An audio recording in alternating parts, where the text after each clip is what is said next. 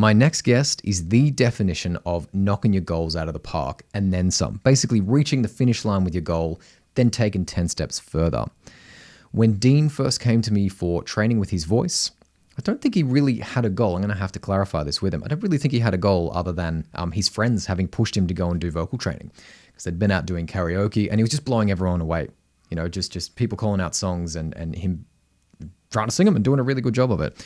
So every couple of weeks, he'd bring in new songs. It was songs like, Always by Bon Jovi. That brings every singer undone, including Bon Jovi, always did in the original key. Bed of Roses, those kind of things. Love Rears Its Ugly Head is a really, really slippery kind of song with all the runs and stuff. So we workshopped that. He worked his ass off doing that. I'm going to share a clip of him doing that soon in a minute. Basically just working towards those songs so that nothing was an obstacle. Now, I'm not going to take credit for this, but somewhere along the way, I definitely started asking him, man, what are you going to do with this? Like, you've really got something special. You've got such a special voice, and you've got to do something with this. My God, you can't just like go to karaoke every now and again. You got to let this voice out there. So somewhere along the way, a theater audition came up. I'm going to let him tell the story because I'm sure I'm screwing it up. And since that very first audition, Dean has gone on to have parts, many starring in Australian productions, local productions of The King and I, The Producers, Fiddler on the Roof, Rock of Ages, The Little Mermaid, Guys and Dolls, Wizard of Oz, The Cowardly Lion. It's perfect. Shrek, the lead in Shrek, and there's also a Little Shop of Horrors coming up later this year. Also, I need to ask him about this, but there's also some movies that he's involved with doing singing and voices and characters for. Amazing stuff. Not bad for a guy that wanted to do better karaoke, right? What I want you guys to do is welcome Dean to the channel. He's a fantastic, amazing guy. I'm only having my favorite people on this channel. For these 10 questions, I'm only having my favorite people, and Dean's definitely one of them. So let's do 10 questions with Dean McGrath. Ask him about all this crazy theater stuff.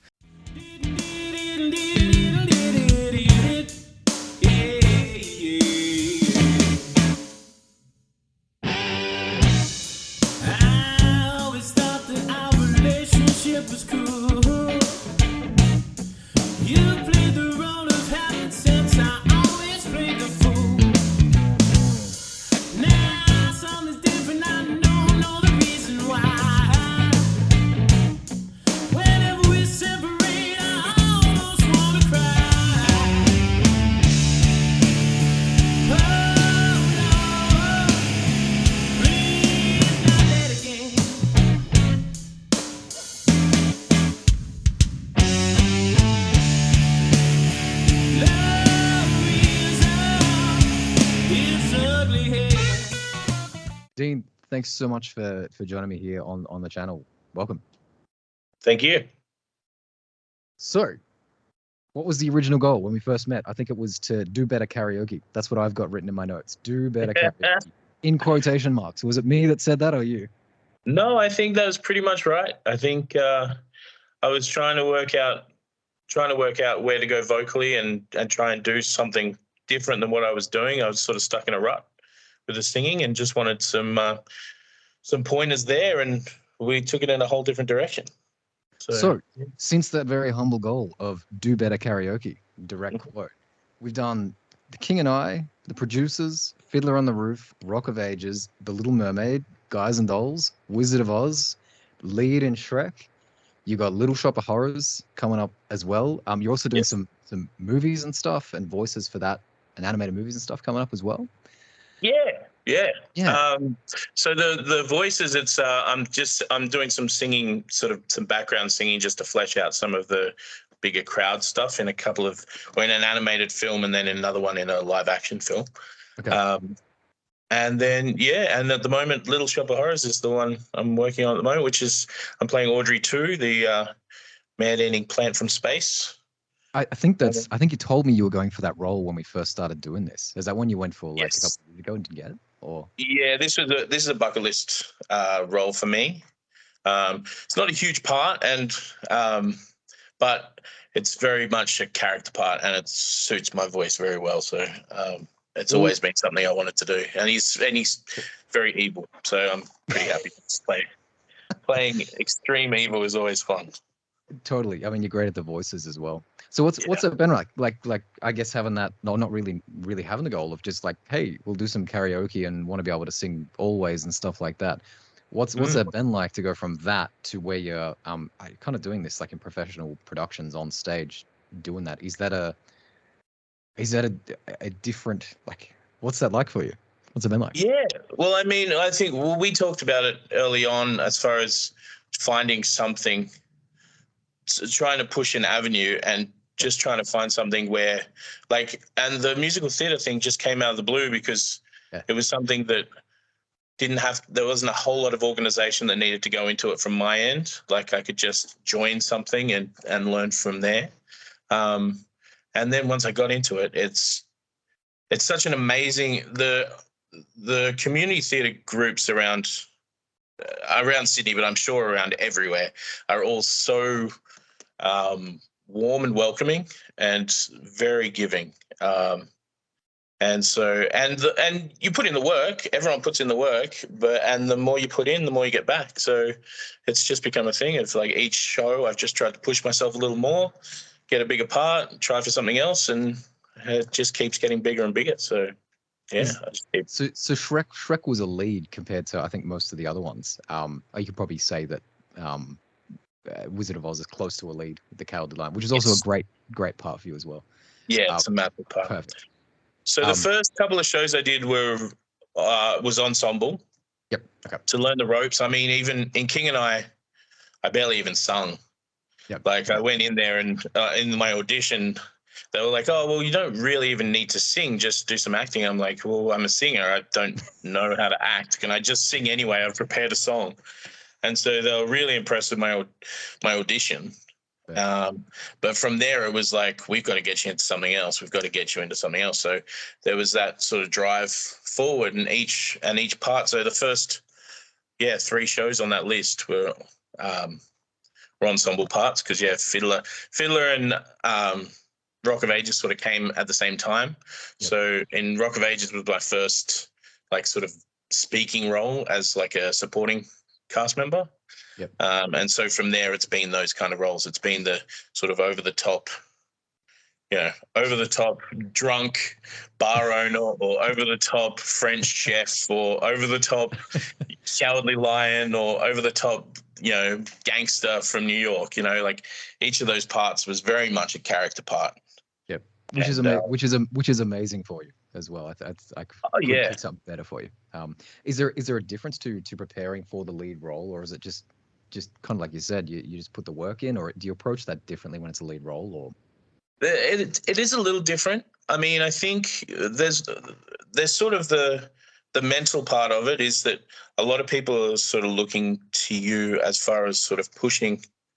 Like, if you can work harder, everyone else will work harder with you. Yeah, I get it. So I think there's sort of a leadership role in that from behind the scenes. But as far as performance goes, it's similar, but you really need to create a bit more nuance in the character itself, rather than, as I said, one-note characters. Like, you just push it to the extreme of each, sort of emotion that you can with the character itself. With a leading role, I mean, Shrek's a character anyway, so it's sort of a weird part because you're a leading man, but you're also, an angry ogre. But there does need to be that emotional beat as well as the comic beats as well. So they have to like you. I mean, with all those character parts, they automatically like you because you're over the top. But in this, they have to like you and feel for you as well. Yeah. So it was definitely way more emotional range than anything else I've done, because you do grow. All those other characters, the Cowardly Lion, he's a coward. He's a coward at the start, but what he realizes is he's been brave all along. He's just been brave enough to admit that he's a coward. All those parts, they don't really change, but Shrek grows from the beginning to the end. So that, I guess, that's a big one. So how does that work with your singing and doing the speaking parts and kind of acting parts and acting roles, and then going between singing? Like, I know even like doing YouTube videos, I don't particularly like speaking and explaining something and then just suddenly sing at a D5. It's a process as a singer, and I don't think most people understand that when you hear Skid Row album or something like that, there's been an hour of warm up before you hear that performance, that kind of thing. So when you do, Yeah. with videos, it's really tough to get stuff right, not say dumb shit, and not sing badly. You say the right stuff and then you sing badly because you weren't. It's not your usual process. Is Yeah. that like, how does that work for you? Like, I know that would be a huge thing for me doing that.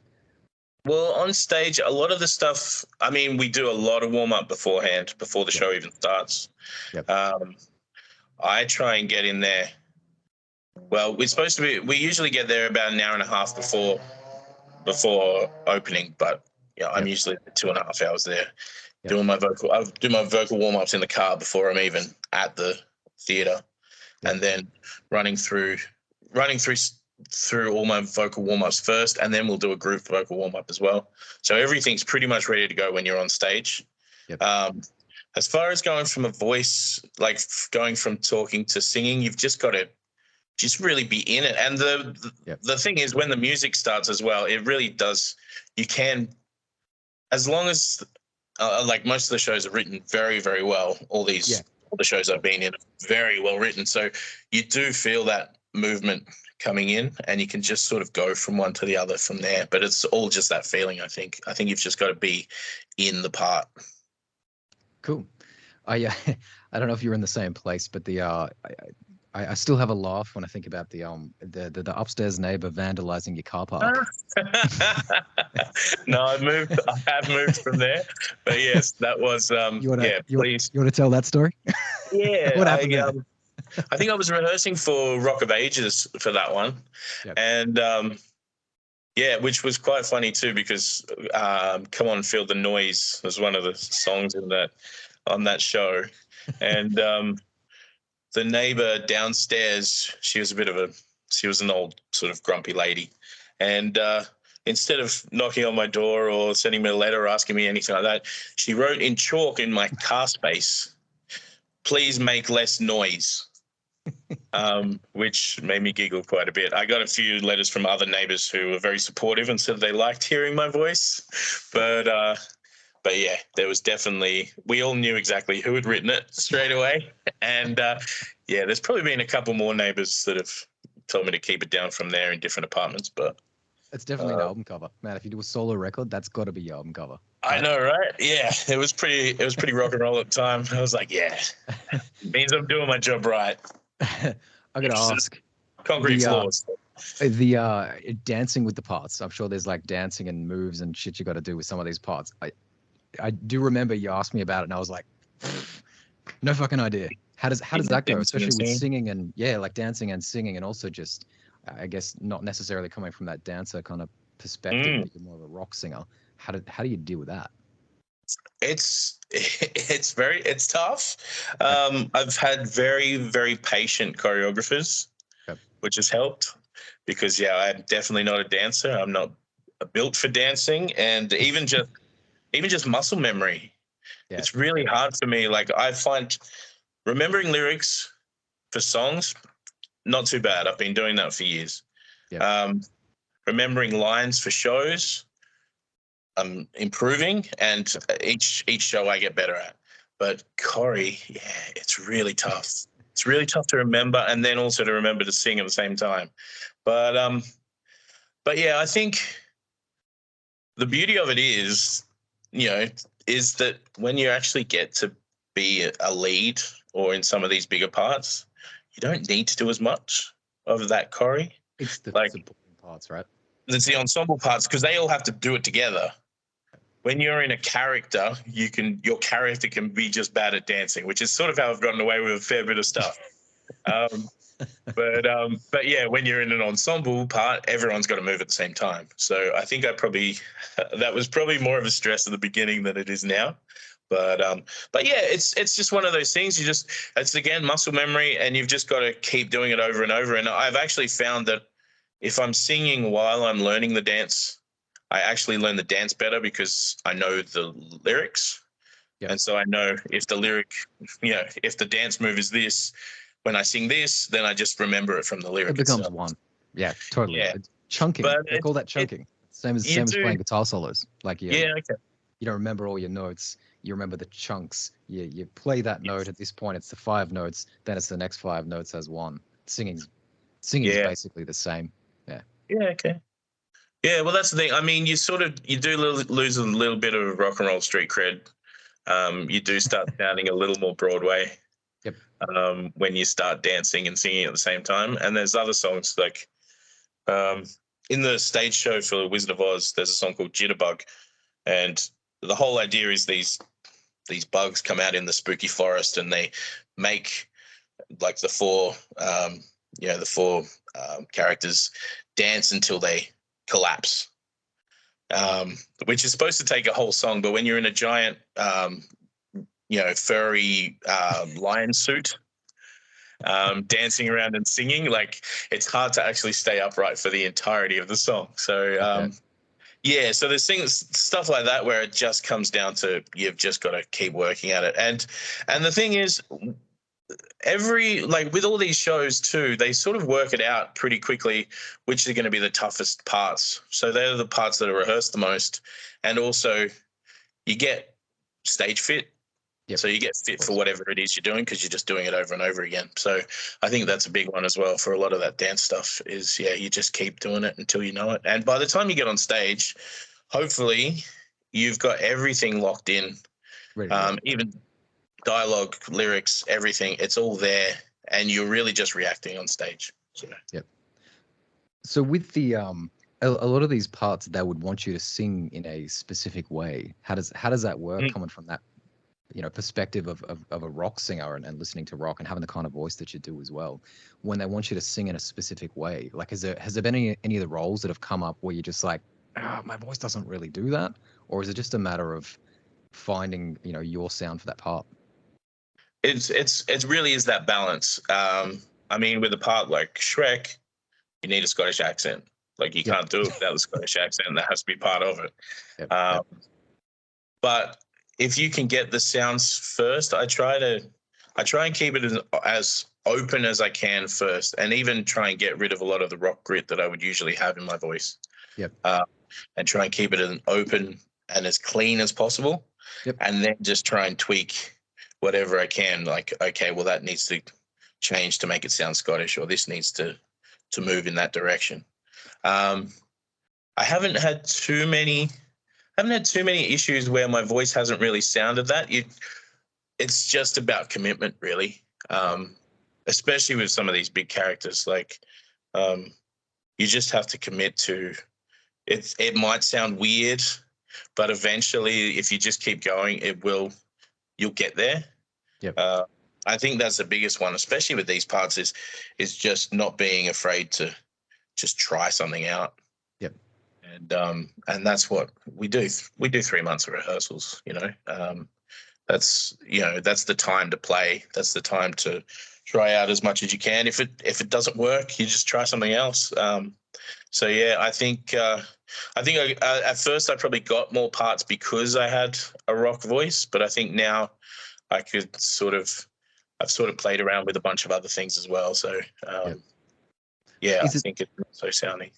Is it the same for you in terms of like your approach and technique for singing, the rock stuff and just kind of being you and doing your thing, and then doing these character parts? Like, do you find you actually sing differently and do things differently, or is it basically all one and it's just the little kind of flourishes with things?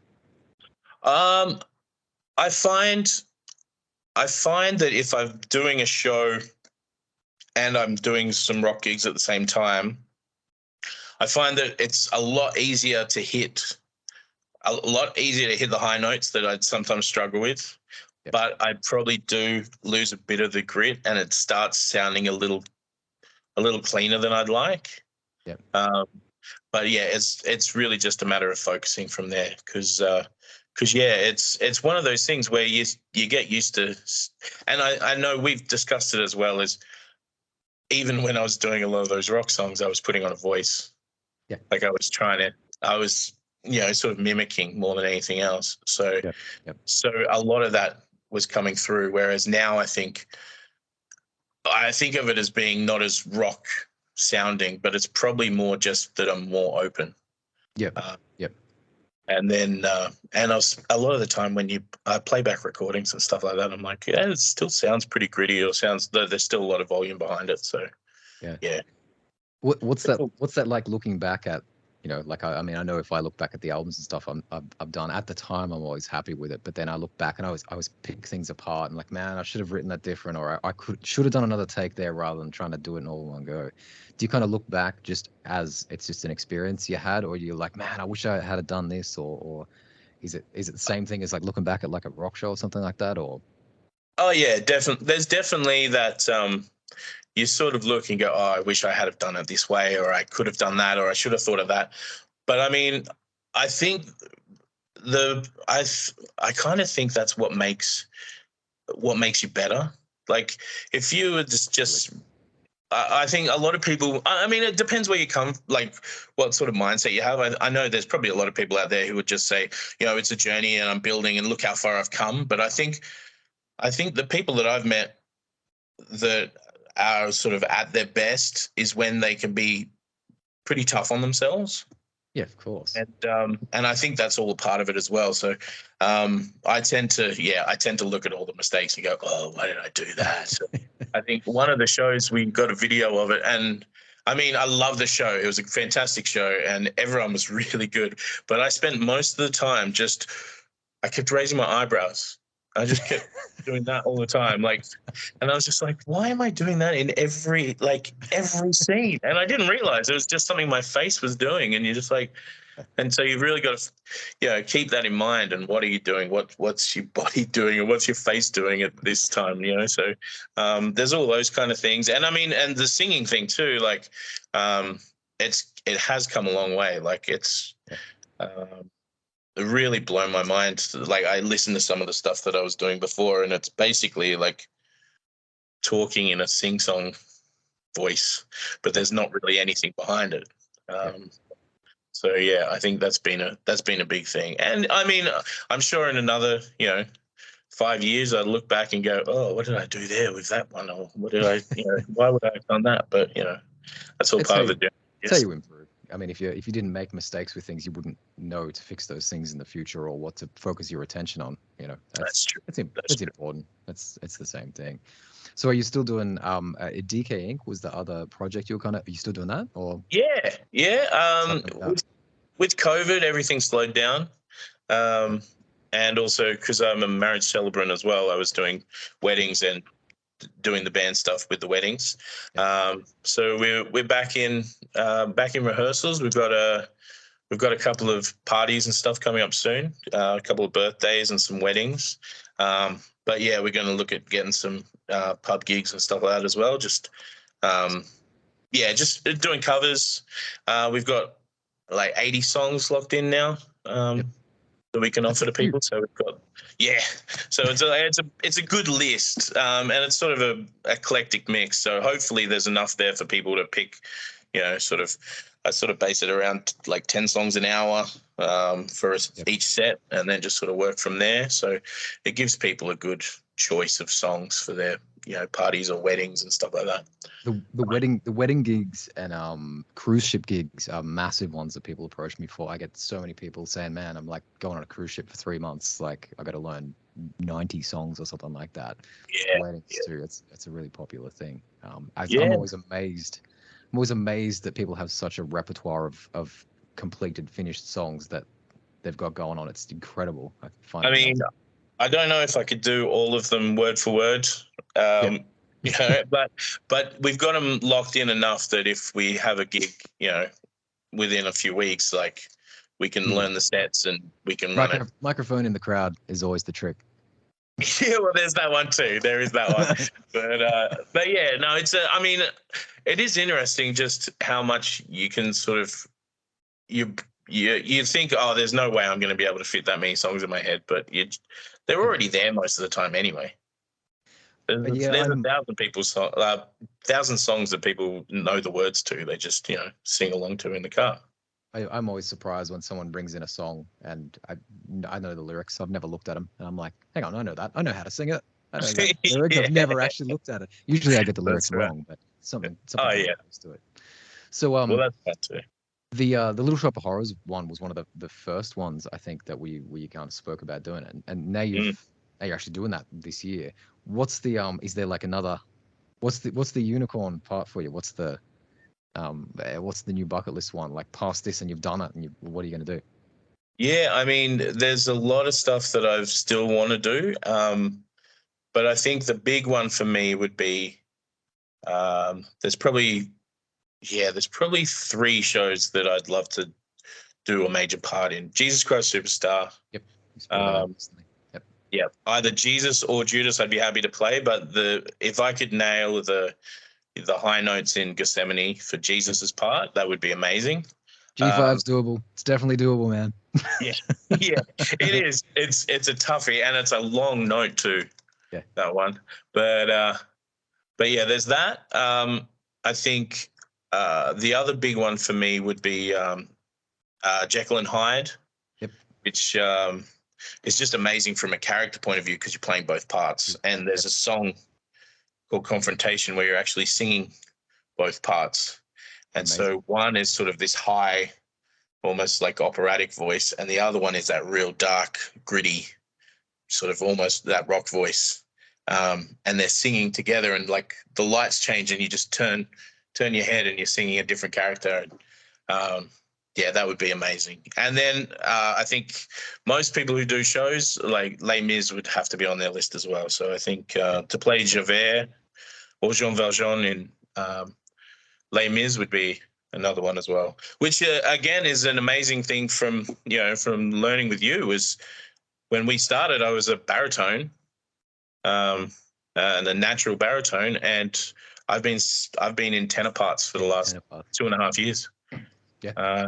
And when they say, "Oh, chuck me in the tenor, chuck me in the barry," it doesn't matter if you need harmony. So yeah, it doesn't end up mattering. It's more of a character. I think it probably matters more in opera or something like that. But it's also what part you suit as well. Like in terms of your presence on the stage and that kind of stuff as well. Which is in terms of rock singing just isn't important. I mean, they're not going to cast me as Shrek. They're not going to cast me as a villain in that stuff. They're going to be like, you're tiny.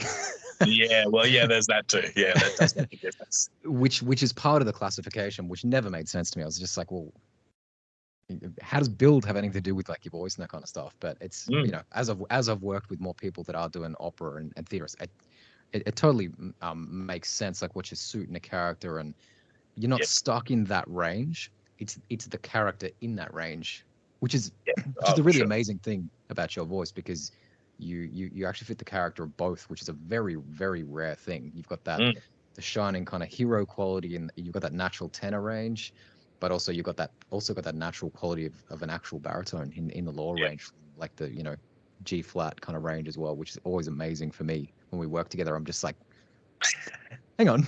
I actually pulled out my notes. I went through like all my notes and stuff, and there's some funny stuff in there.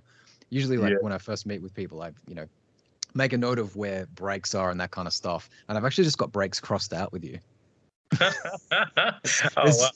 It's just crossed out, and goal is do better karaoke. That's it. Yeah. Well, I remember because when we started doing it was at your house. Yeah. And at one point it was like, this is too loud. Like, this is way too loud. I think we were doing Love Reads Its Ugly Head, and I was just like, this is I don't know if we can do this in the house. I got the studio for you. I thought you were going to get some chalk on your car space, but yeah, it did get very loud. They didn't kick us out. So what would be the advice for someone that kind of like you that has an interest in this, but obviously doesn't have the theater background or in that stuff? What would be your advice, I guess, to yourself at that point when you first started getting interested in doing the auditions and stuff? What would you tell yourself? I think it's really just a leap. It really is. Like, you'll not find nicer people than theater people. Yep. And especially community theater people. Everyone's there because they love it. Yep. Everyone's there because it's a passion, and they're there to help. So I think that's one of the big things. Like, I was terrified for my first audition. I almost didn't audition probably about 6 or 7 times in the space of being there. It was just like, no, I'm just going to run for the door. And I just kept on thinking and just not moving, luckily. They'll probably be like, that's great desperation you're showing there. Yeah, well, that's right. But and even when I'd finished singing, I looked down at them, and I was like, either I've done a terrible job or I've done a great job, and wouldn't have been able to tell you which one because their faces. There was a look of shock on their faces, but I wasn't sure which way they were going with it at the beginning. Just because it was so it's it's a scary experience, but once you're there and once like from my first show onwards, I can only talk from my experience, but from my first show onwards, I've made great friends. Everyone's been super supportive. Everyone I've met in any of these shows, I would gladly work with again, and it's always super fun. So I would say just get in there and do it. And there's no small parts either. That's the other thing. Yep. If you get in there and they offer you tree number 2, be the best tree number 2 you can be. And if they see you do the work, you know, you'll get a better role the next time. You'll get a better role the next time. And if you want to push, you'll go as far as you push as well. That's the other thing. Yeah. The work is really what it's all about. I do you remember you being pretty freaked out about the audition, but like I said, the second they hear you sing, they're not going to know what the fuck to do with you. They're going to be like, which is what's happened. They're like, we've got to find this guy parts because your voice is so incredible. And the other stuff, like you said, it's all learning, it's all experience, and they are looking for a commanding voice, which you definitely have.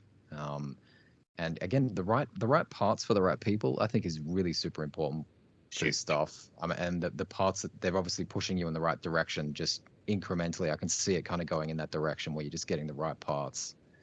Well, I also move around for the parts as well. Like a lot of people will stay with their local community theater group and just stay in one most spot. of these are different ones, right? Like Rockdale. Yeah, I go with the shows are. Like I'll work with friends, and if it's a show that, like, if it's a company, I did the last. Technically, I would have done 4 shows with Holroyd all in a row, if Beauty and the Beast hadn't have been cancelled with COVID, because I also got. Yeah, I remember. I remember you telling me about that. That would have been amazing for you as well. That's the amazing part, right? Yeah, that's an awesome part as well. That's another one that I'd love to get a chance to do on stage.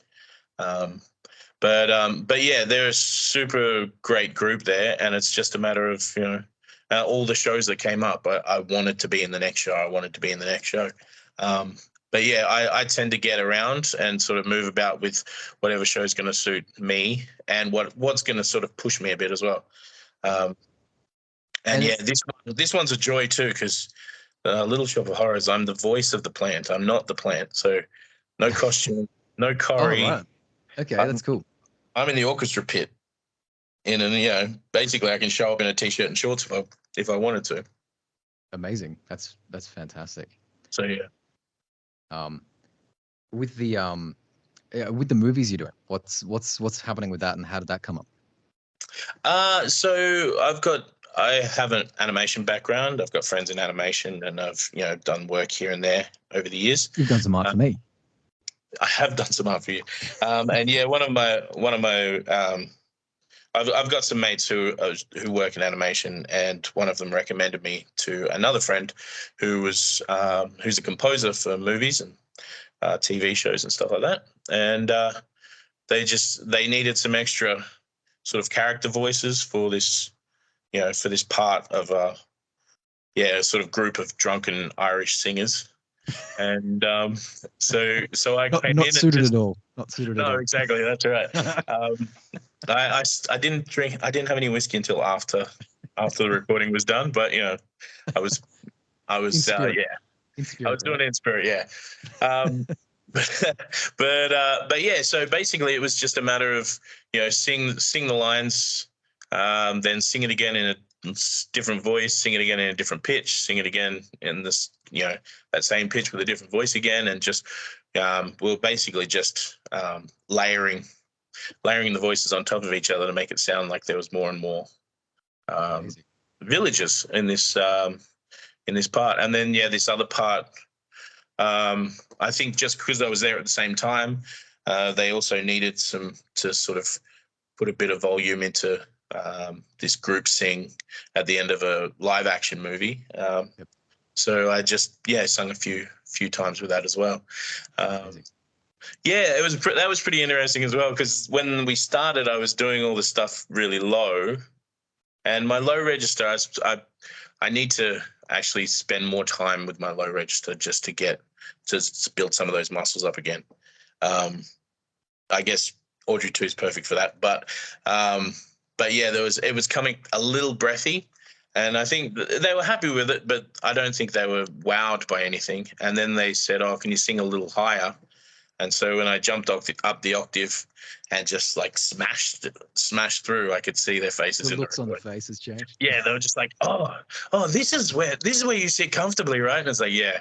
So from there, we had a bit more to go by. So they were pretty happy with it. So Amazing how the opportunities kind of put themselves out there for you. Like when you just go and do a bunch of stuff, they kind of come up, and you've also got this. That's right. Incredible resume. I actually had someone name drop you the other day that came through the studio. Someone that wanted to really? work with me. Yeah, it's going to be a competing part at some point, I'm sure.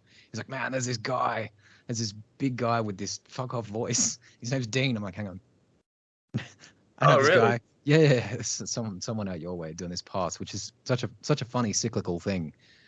Okay. I've had that a few times at some point. So if you got competing parts with someone at some point. Yeah, right. Oh, well. That's interesting. Yeah, same thing as the I remember you bringing in Steel Panther to the studio years and years and years ago. I think there was a project you were doing with a mate of yours that had that style of stuff. Yes. Yeah, and then obviously getting in touch with Danny, who's connected with those guys and stuff. It's such a funny thing. I was like, hang on, Dean. That's right. Dean brought in Steel Panther like 8 years ago or something like that, and those guys That's are all right. connected. The connections are wild. I mean, the Tea Party one as well. Last time we talked, you were saying That's you funny. ran into Jeff Martin up at the. That's a funny one. I run into him all the time. Yeah, well, the first time I saw him was at the bottle shop. He was buying red wine as he does, obviously, and I was just like, "Fuck, you look like Jeff Martin from the Tea Party." He told me to fuck off in a very thick Canadian kind of American accent. Yeah, that's only he can. Fuck off, kid. Yeah, and you're like, "Yep, that's definitely him." See him, yeah, and I see him all the time, which is bizarre. Like, for me, that's very strange. Living like three or four doors down from someone you grew up listening to as a kid, wow, and seeing them in the flesh, and they're just very, very strange. Yeah, I bet. I mean, it's some of the I was wowed when I'd see him at some of these gigs, because my idol, like all time idol. And you just hear there's just a tiny little stage, and he's just there with an acoustic, and then just blasts out this massive sound, and it's like, wow.